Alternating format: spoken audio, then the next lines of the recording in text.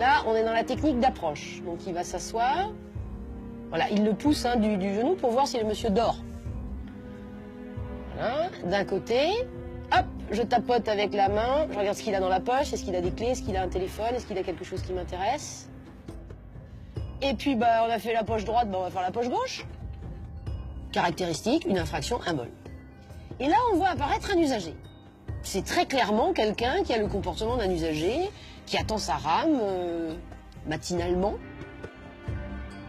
Et là, qu'est-ce qui lui passe dans la tête? Je ne sais pas. Vous voyez, il est... je stoppe vraiment... Il n'a pas l'attitude de quelqu'un qui est... voilà, il n'est pas bien, il est plié en deux.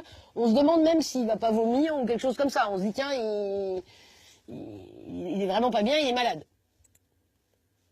Voilà. Et là, l'usager l'a vu. Donc il a vu qu'il s'est levé, et vous allez voir que l'usager va le voir partir en crabe. Donc là, il n'a pas forcément compris que le monsieur était pas bien. Par contre, quand on va le voir partir en crabe, là, il ne peut pas ne pas comprendre que le type, il est complètement saoul.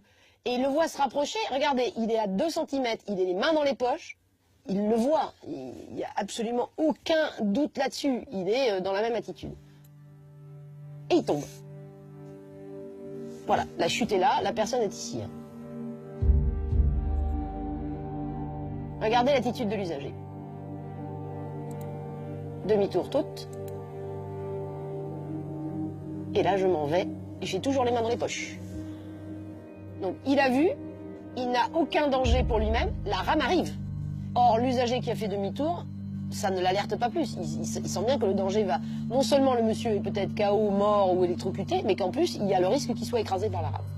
À aucun moment, cet usager n'a fait quelque chose de positif pour porter assistance à l'usager, ni prévenu les secours, ni interrompu le trafic, ni se précipiter vers lui, ni lever les bras au ciel, ni crier, ni faire un réflexe. Voilà, il a fui.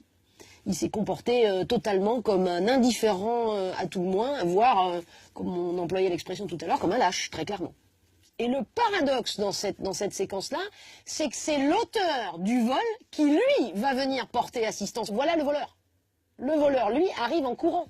Et voilà l'usager qui a bien vu que la personne est tombée, qui a toujours les mains dans les poches, qui ne s'est approché de rien, qui ne s'approche pas de l'individu, et qui va même tenter de monter dans la rame, alors que le voleur, lui, se précipite pour lui porter secours. Et il va lui tendre la main, il va l'aider à remonter. Par chance, le jeune homme n'a rien. Il est juste un peu sonné. Grâce à son voleur, il a sans doute échappé au pire. Ça montre bien qu'il y a de l'humain derrière ce réflexe de l'assistance. Et que le voleur, il a réagi pas en voleur, il a réagi en être humain en se disant « Je suis peut-être un voleur, je suis peut-être un salaud parce que je suis un voleur, mais je suis pas un salaud au point de laisser cette personne s'électrocuter et ne pas spontanément... » Et on le voit courir vers l'individu. Donc on sent que l'humain a pris largement le dessus sur le voleur. Bah, c'est peut-être la belle leçon philosophique que dans tout voleur, il y a un être humain et que dans tout passif, il y a peut-être un salaud.